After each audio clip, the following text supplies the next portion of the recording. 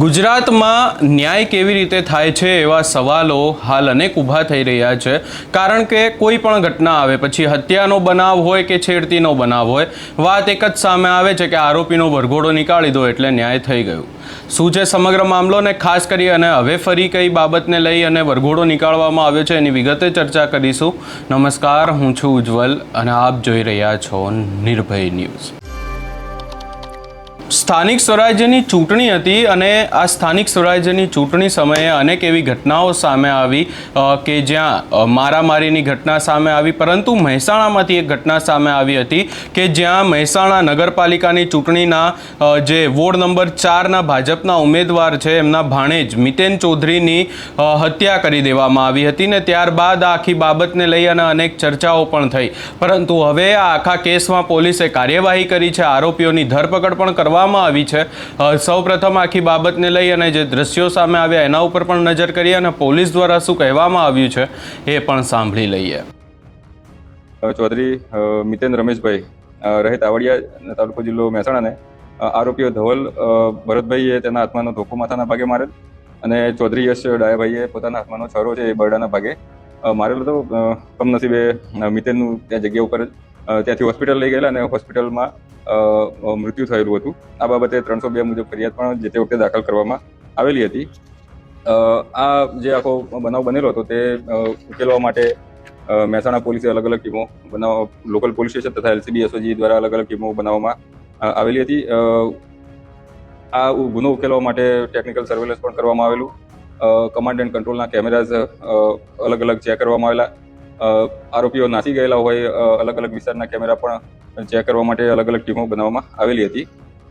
Human ઇન્ટેલિજન્સનો પણ આમાં ઘણો મોટો આ ગુનો ઉકેલવામાં બહુ મહત્વનો ફાળો છે.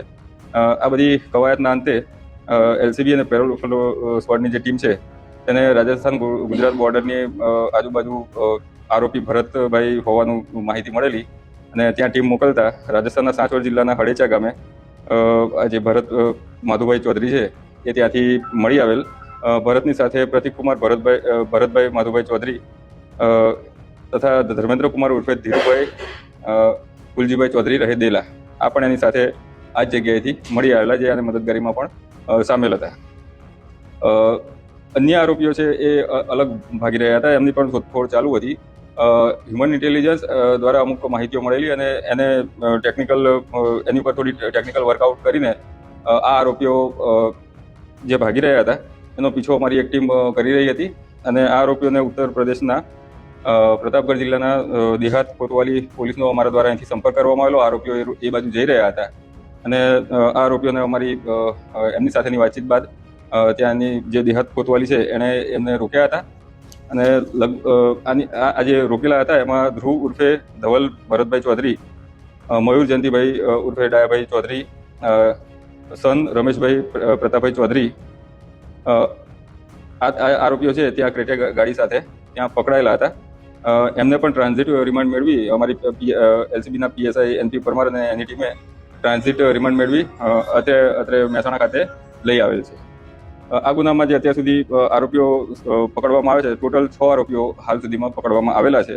તમામના નામ એકવાર ફરી જણાવી દઉં તો ચૌધરી ભરતભાઈ માધુભાઈ, ચૌધરી ધ્રુવ ઉર્ફે ધવલ ભરતભાઈ માધુભાઈ, મયુર જયંતિભાઈ ઉર્ફે ડાયાભાઈ ચૌધરી, યશ રમેશભાઈ ચૌધરી, પ્રતિક ભરતભાઈ ચૌધરી, ધર્મેન્દ્રકુમાર ઉર્ફે ધીરુભાઈ કુલજીભાઈ ચૌધરી આટલા આરોપીઓની હાલ ધરપકડ કરવામાં આવેલી છે.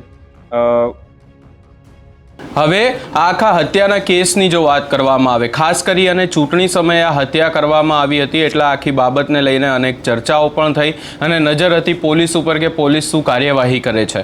ખાસ કરી અને જો વાત કરીએ તો કેસના મુખ્ય આરોપી અને કોંગ્રેસ ઉમેદવારના પતિ ભરત ચૌધરી સહિત 6 આરોપીઓને પોલીસ દ્વારા ધરપકડ કરવામાં આવી છે. ખાસ કરી અને અહીંયા બાબત એ પણ સામે આવી છે કે કોંગ્રેસના જે ઉમેદવાર છે એમના પતિ ભરત ચૌધરી જે આ ભાજપના ઉમેદવારના ભાણેજની જે હત્યાનો કિસ્સો સામે આવ્યો હતો એમાં કોંગ્રેસના ઉમેદવારના પતિની પણ ધરપકડ કરવામાં આવી છે. પોલીસે જ્યાં આખી ક્રાઇમ થયું હતું એટલે કે તાવડિયા ચોકડી ત્યાં જઈ અને રિકન્સ્ટ્રક્શન પણ કરવામાં આવ્યું છે અને આરોપીઓએ કઈ રીતે હુમલો કર્યો, કોણે હુમલો કરાવ્યો હતો, કયું હથિયાર વાપર્યું અને મિતેન ચૌધરી અને કઈ રીતે એમની હત્યા કરવામાં આવી હતી અને આખી બાબતને લઈ અને પોલીસે રિકન્સ્ટ્રક્શન પણ હાથ ધર્યું છે. પરંતુ અહીંયા સવાલ એ ઊભો થાય છે કે શું કોઈ પણ આરોપી હોય એનો વરઘોડો નીકાળવો જરૂરી છે અને ખાસ કરી અને શું ગુજરાતમાં ન્યાય એવી જ રીતે મળે છે? આવા અનેક સવાલો અનેક ઘટનાઓમાં ઊભા થયા છે. આજે આખી બાબત સામે આવી એને લઈ તમારો શું અભિપ્રાય છે